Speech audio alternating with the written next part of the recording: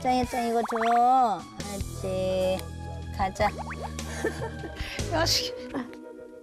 이게 제일 유일한 방법이야. 가요. 아, 더 놀고 싶은데. 결국 간식에 홀려 강제 귀가한 녀석. 짱이 놀았으니까 발 닦자. 짱이 발 좀 봅시다. 오늘은 많이 안 놀았나 봐요. 깨끗해요. 뒷발은 더럽네요. 짱이 발이 원래는 흰색이에요. 짱이 발이요? 흰색이지. 원래 흰색이죠. 원래 흰색인데 매일 나가가지고 이렇게 새카매진 거예요. 지금 이게 하얘진 거예요. 그래도 며칠 전에 뭐로 시켜가지고. 아, 그나마. 밖에서 신나게 놀고 집에서 배불리 먹는 생활 패턴. 그런데 짱이는 언제부터 외출을 하게 된 걸까요? 환경을 그때 바꿨거든요. 이 냉장고 위치가 좀 불편해서 위치를 바꿨는데 문을 열어놓은 사이에 잠깐 한번 나가기 시작하더니 그때부터 계속 이제 나가는 게 습관이 됐더라고요. 거의 2년 다 돼가죠. 나간 지는. 열린 문틈으로 난생 처음 바깥 세상을 경험한 짱이. 이후 외출에 대한 갈망이 점점 높아졌고 결국 보호자와 산책을 다녔었는데요. 이제는 전용문을 통해 셀프 외출을 한다는 녀석. 다행히 셀프 귀가도 잘한답니다. 하지만 외출이 잦아지면서 문제 행동이 생겼는데요. 밥만 먹지 모래 그 화장실에는 전혀 볼일을 안 보더라고요. 그 모래통 사이즈도 작아서 안 보는 줄 알고 큰 걸로 바꿨는데도 안 보고 모래 질도 아예 좋은 걸로 저희가 샀거든요. 근데 그것도 안 되더라고요. 전혀 그게 먹히질 않더라고요. 새로 산 화장실은 2년째 제 역할을 못하고 있죠. 집에서는 볼일을 보지 않은 짱이를 위해 다양한 노력을 기울인다는 보호자. 갑자기 흙은 왜 파는 거예요? 고양이가 화장실을 집에서 안 봐가지고 그래서 밖에서 화장실 봐가지고 혹시 몰라서 흙 퍼면은 볼까봐 푸는 거예요. 이쪽에서 소변이랑 대변 다 봐가지고 이 근처에서 보는 거는 어떻게 하셨어요? 따라와봐서 봤더니 여기서 볼일을 보더라고요. 짱이에게 익숙한 텃밭의 흙까지 공수. 짱! 여기다가 시행! 여기다가 시행! 여기다 응가. 기존 화장실에 천연 화장실까지 추가. 과연 효과가 있을까요? 잠시 후 신호가 온 듯 화장실 쪽으로 걸음을 옮기는 녀석. 주변을 맴돌며 고민하더니 이내 현관 앞에서 애처롭게 울기 시작합니다.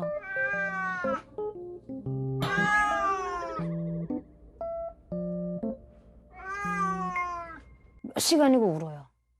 몇 날 며칠이라도 울어요. 저희가 잠을 못 자요. 새벽이고 뭐고 그냥 계속 울어요. 계속 내보낼 때까지. 녀석이 집에 애착을 가질 수 있도록 다양한 장난감도 제공해봤는데요. 관심 없다옹. 이번엔 낚싯대로 시선을 끌어보지만 여전히 요지부동. 보호자의 노력이 무색할 정도로 반응은 한결같습니다. 녀석의 마음을 사로잡을 수가 없죠. 짱이가 마지막으로 신나게 놀아봤을 때가 언제예요? 얘가 나가기 전? 한 2년 전? 저희는 이제 놀자 하는데 얘가 반응을 안 보여요. 짱이의 관심은 오로지 바깥 구경, 외출뿐이라는데요. 다시 현관 앞에 자리를 잡고 애절하게 울기 시작합니다. 어떡해. 화장실 가고 싶어? 보호자의 걱정대로 정말 화장실 때문일까요? 짱이의 외출에 동참해보기로 했습니다. 드디어 현관문이 열리고 밖으로 나온 녀석. 익숙하게 계단을 내려가는데요. 집을 나선 짱이가 가장 먼저 하는 일은 아, 시원하다냥. 그리고 가벼운 마음으로 산책을 시작합니다. 난 태양이 좋아 소풍을 가자 다 모여 맛있는 걸 먹자 위에서 내려와 펄짝 노래하자 섭섭한 마음 잊어버리고 다시 마음을 열어줄래 너의 생각을 알고 싶어 오늘은 무슨 일을 할 거니 다음으로 녀석이 향한 곳은 눈앞에 펼쳐진 끝없는 유리 조각길. 그 위를 거침없이 활보하는 녀석. 헉, 짱이야, 너 괜찮니? 위험천만한 상황은 계속됐습니다.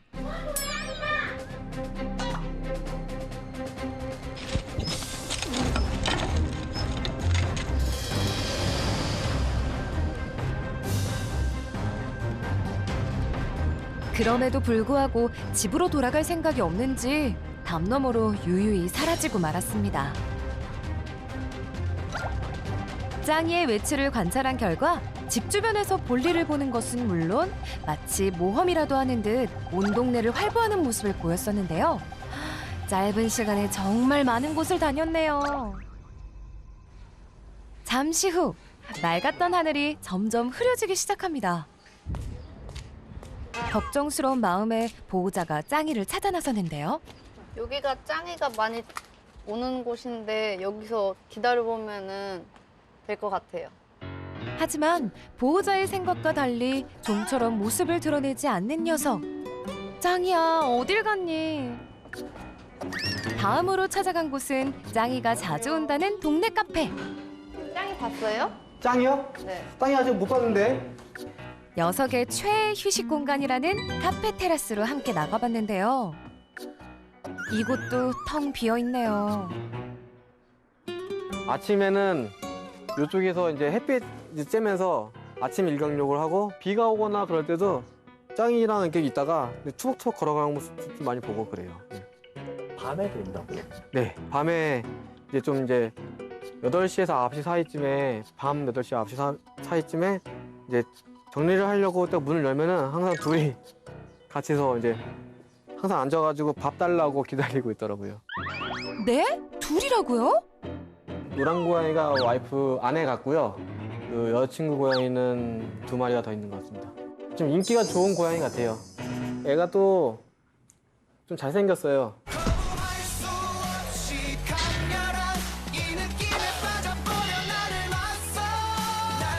그리고 이어지는 사장님의 충격 제보. 봤습니다. 차 밑에서 노란 고양이와 이상한 소리가 들려가지고 싸운 줄 알았어요, 처음에. 봤더니 사랑을 나누고 있는 모습을 제가 목격을 했습니다. 이후 녀석의 아이들로 추정되는 새끼 고양이들까지 만났다는데요. 짱이와 제법 닮긴 했네요. 외출 경력만 2년. 하지만 아직까지 중성화를 하지 않았던 짱이. 특별한 이유라도 있는 건가요?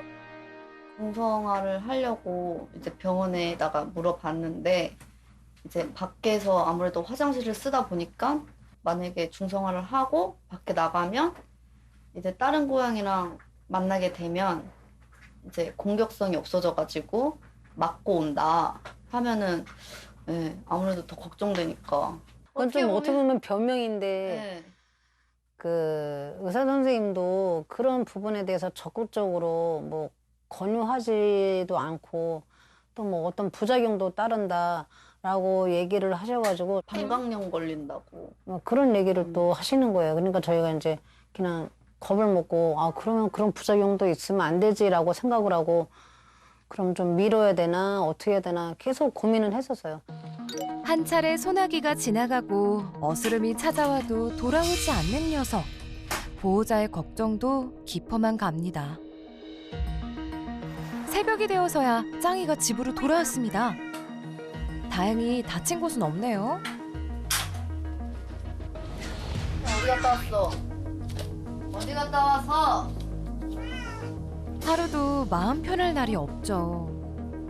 짱이가 종종 집에서 나가는데 집안에서만 잘 지냈으면 좋겠고, 만약에 근데 집에서 지낸다고 해도 집 안에서 어떤 문제점이 생길지 그게 제일 걱정돼요.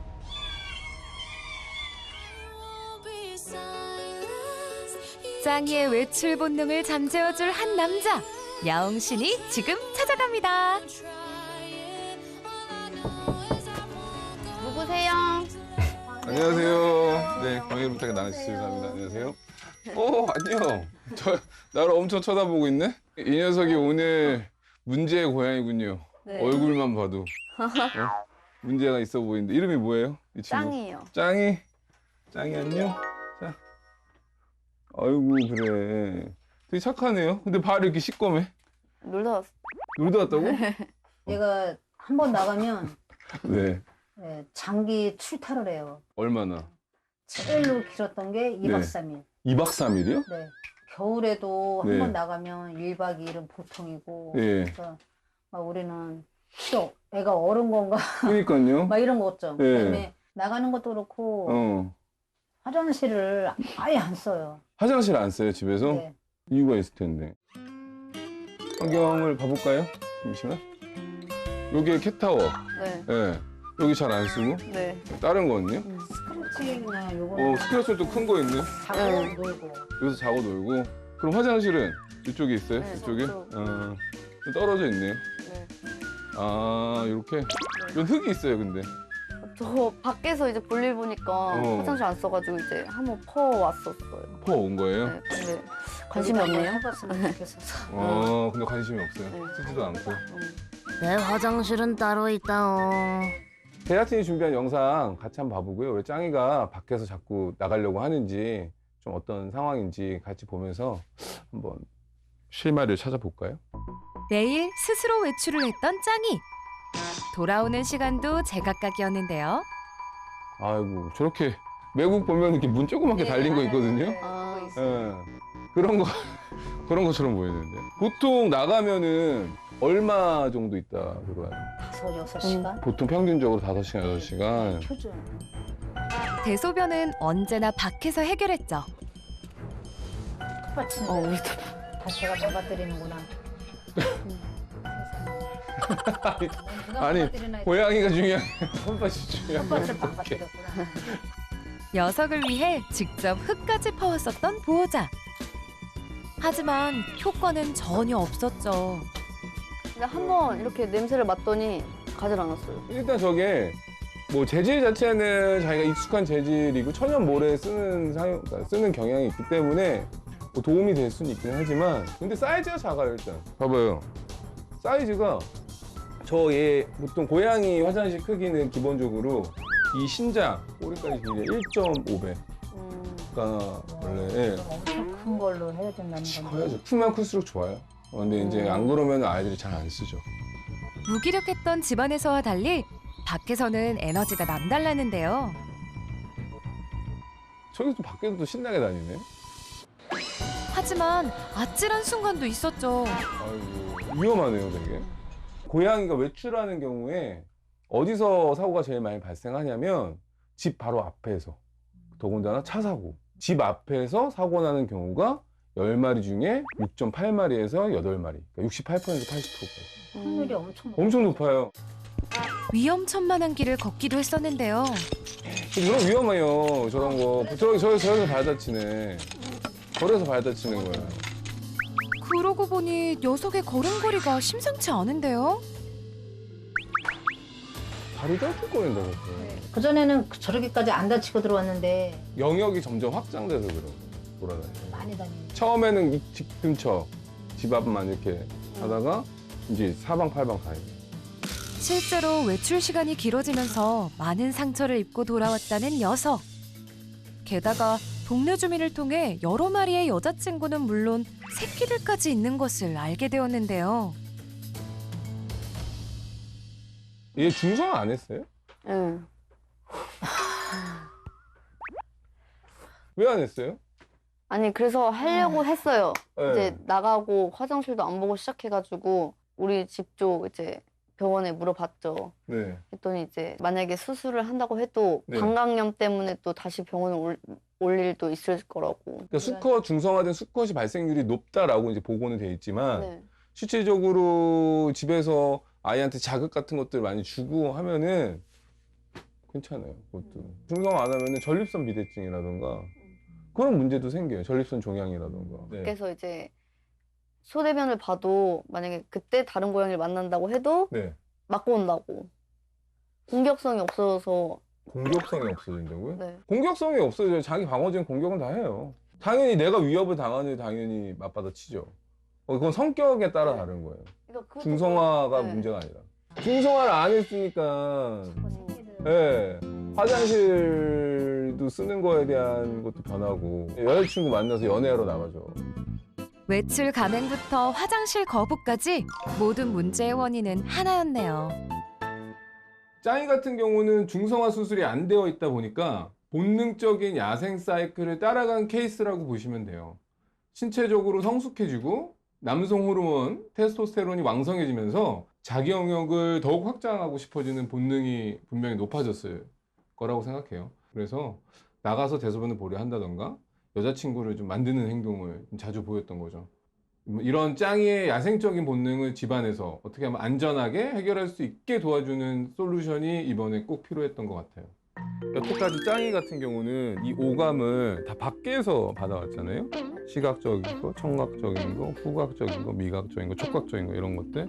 이런 것들 5가지를 집에서 이제 제공해 줄 수 있어야 되거든요. 그래야지만 아이가 촉각, 만져서 성취감 이런 것들을 밖에 나가서 위험한 상태에서 이걸 만족하는 게 아니라 집 안에 안전한 공간에서 할 수 있는 거죠. 집안에서도 짱이의 감각을 충분히 자극시켜줄 대체품이 필요한데요. 먼저 미각과 촉각부터 해결해 볼까요? 캣그라스 같은 경우는 촉각적으로 아이가 지금 만져보고 그 다음에 먹어서 헤어보로 관리도 할 수 있고 자연을 접하게 할 수 있는 요소 중에 하나거든요. 그래서 이거를 원래는 배치해 놓으면 고양이들이 좋아해요.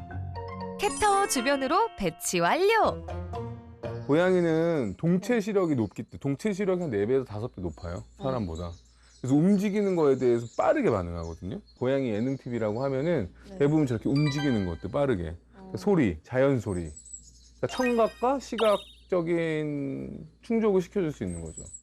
이번에는 시각과 청각을 만족시켜줄 영상을 찾아보기로 했는데요. 후보 1번은 짹짹 새 채널. 미동도 없네요. 후보 2번 바다 채널입니다.